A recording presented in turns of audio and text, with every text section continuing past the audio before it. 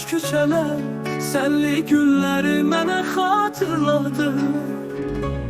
Getdin, ürəyim qırıldı, sənsiz yollarda darıldı.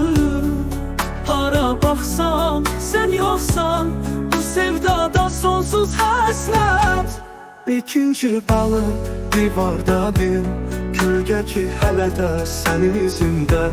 Bir ürək ki həsrətində, amma sən uzaq, bilmirsən halımı.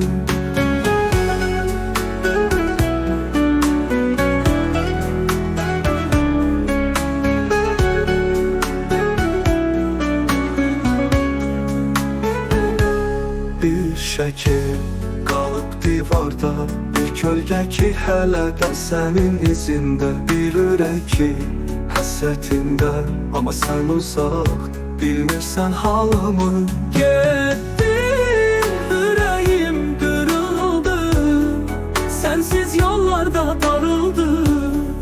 Hara baxsam, sən yoxsan, bu sevdada sonsuz həsrət.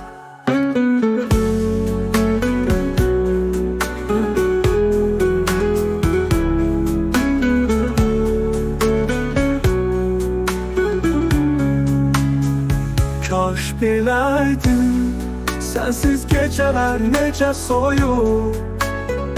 Kaş dönəydin, bu göz yaşlarını siləydin bir an.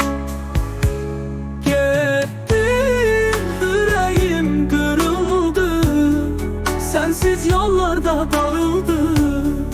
Hara baxsam, sən yoxsan, bu sevdada sonsuz həsrət.